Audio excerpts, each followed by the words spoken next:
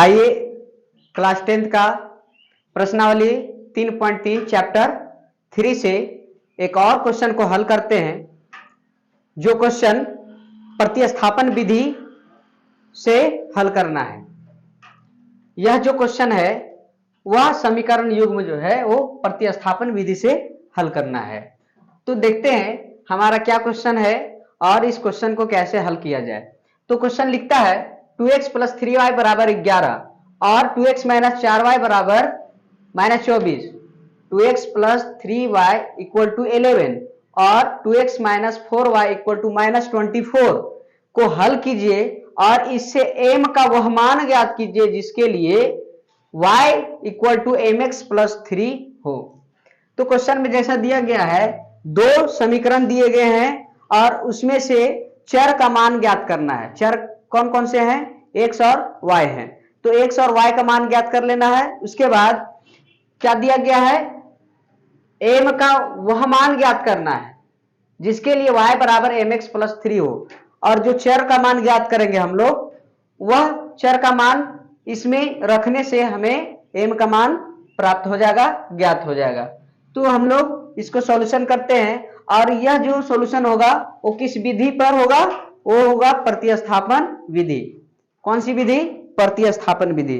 तो चलते हैं प्रतिस्थापन विधि से कैसे इसको ज्ञात करते हैं। और पहले भी हम लोग प्रतिस्थापन विधि के बारे में पढ़ चुके हैं। तो आइए हम लोग फिर से उसको एक बार और प्रैक्टिस करते हैं क्वेश्चन को लेकर के।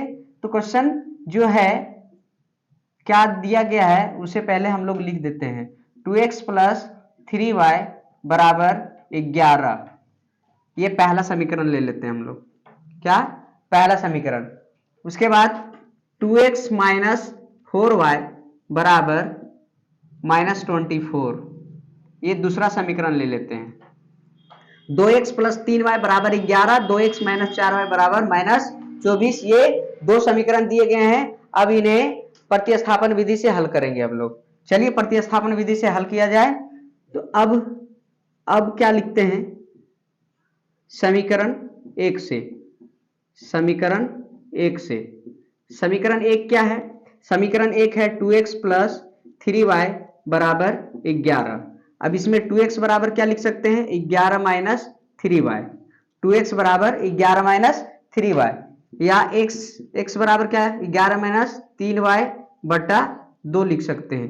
11 - 3y बटा 2 ये x का मान आ गया। इसे हम लोग तीसरा समीकरण नाम दे देंगे।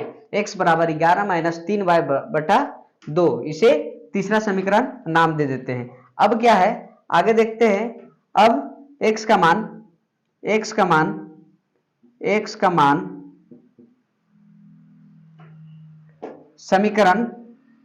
समीकरण 2 में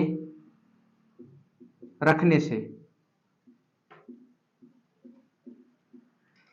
समीकरण 3 से x का मान, समीकरण 3 से x का मान जो आया उसे दूसरा समीकरण में रखेंगे। x का मान समीकरण 2 में रखने से जो x का मान आया समीकरण 3 में उसको हम लोग समीकरण 2 में रखते हैं। तो कितना आता है? समीकरण 2 क्या कहता है? 2x - 4y = -24। 2x - 4y = -24 ये कौन सा समीकरण है? दूसरा समीकरण है। और x का मान जो आया है तीसरा समीकरण से x का मान जो है वो इसमें रख देंगे। क्या रखेंगे? 11 - 3y बटा 2। x के जगह पर यहाँ पर रख दिया गया ये पूरा टोटल, इसको यहाँ पर रख दिया गया -4y बराबर -24 ऐसा है। उसके बाद 2 से 2 कैंसिल हो गया। अब क्या होगा? 11 - 3y -4y बराबर -24 ये हो गया। अब इधर देखिए इसका आगे का हल इधर हम लोग करते हैं। 11 - 3y -4y बराबर -24। अब आगे हम लोग करेंगे। यहाँ देखिएगा 11 - 3 - 4 कितना हो गया? 11 - 7y, 11 - 7y बराबर -24 ऐसा हो गया। या इसको आगे क्या कर सकते हैं? 11 -24 को इधर लेकर के आते हैं। 24 प्लस में हो गया, 7y उधर चला गया, प्लस में चला गया, ऐसा लिखेंगे हम लोग। या इसको हम लोग क्या लिख सकते हैं?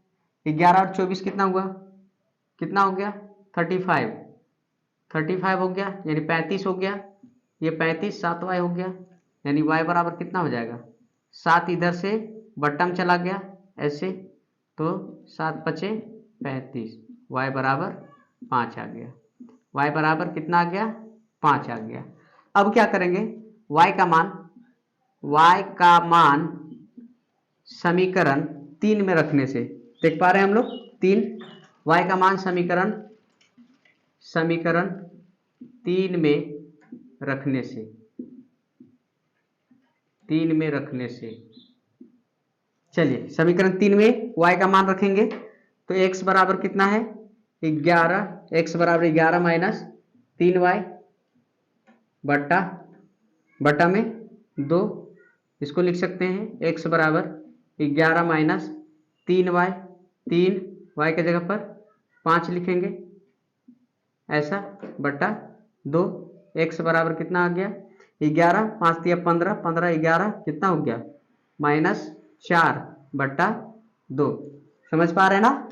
11 ये 5 से 3 में 15 हो गया, गुना करके 11 में से 15 गया -4 हो गया, 2 से कैंसिल हो जाएगा 2 बार में, तो x बराबर कितना आ गया -2, x का मान कितना आ गया -2, तो x बराबर -2 और y बराबर 5। अब क्या ज्ञात करना है, वह मान ज्ञात करना है m का जिसके लिए y बराबर mx प्लस 3 हो, y बराबर mx प्लस 3 हो।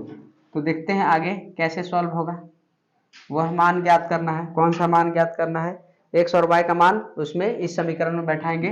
अब क्या है, अब लिखेंगे अब y equal to mx plus 3 से, इतना से, तो y का मान कितना 5 है, 5 लिख दिए, mx, m का मान ज्ञात करना है, x का मान कितना है, x का मान -2 है, -2 लिखा गया, प्लस 3 है, प्लस 3 लिख दिए, 5 माइनस ये प्लस 3 इधर आके -3 हो गया, ये -2m हो गया, -2m, 5 में से 3 गया कितना बचा 2 बराबर -2m, और m बराबर कितना हो गया -2, इधर आके भाग में आ जाएगा ऐसे, 2 से एक बार में कट गया, तो m बराबर -1 हो गया, ये आंसर हमारे पास आ गया, m बराबर -1। तो यहाँ पर हम लोग कैसे कैसे किए, सबसे पहले इस 2 समीकरण को हम लोग उतार दिए, उसका नाम दे दिए 1 और 2, 2x plus 3y equal to 11, 2x plus 3y equal to 11 first जो इक्वेशन है, पहला समीकरण रख दिए। उसके बाद 2x minus 4y equal to -24, 2x minus 4y equal to -24 second equation यानी दूसरा समीकरण।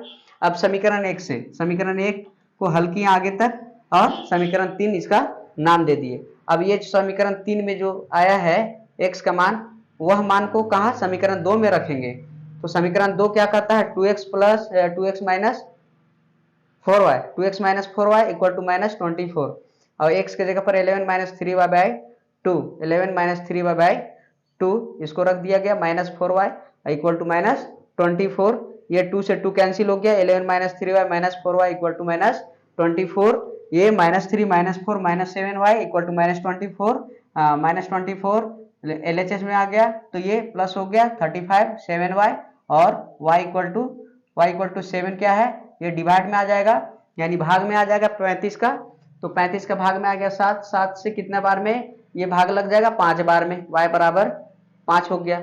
अब y का मान समीकरण 3 में रखेंगे, जो समीकरण दिया गया है, यस y का मान इस समीकरण में रख दिया जाएगा, y का मान समीकरण 3 में रखने से 3 में रख दिया गया, x बराबर 11 minus 3y by 2, x equal to 11 minus 3, y के जगह पर यहाँ 5 रखा गया है, y के जगह पर 5 रखा गया है, 11 माइनस 3 इंटू 5, 3 5 जा 15 यानी 3 बचे 15, 15 11 में से 15 घटेगा तो -4 बचेगा, और -4 बटा 2 हो गया, 2 से 4 कटेगा 2, और x बराबर -2 आ गया।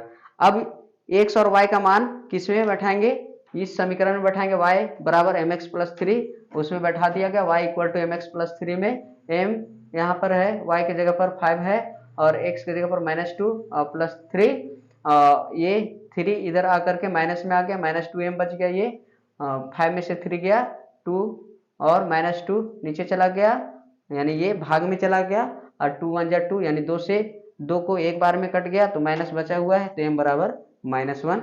ये हमारा आंसर आ गया, यही हमारा आंसर है।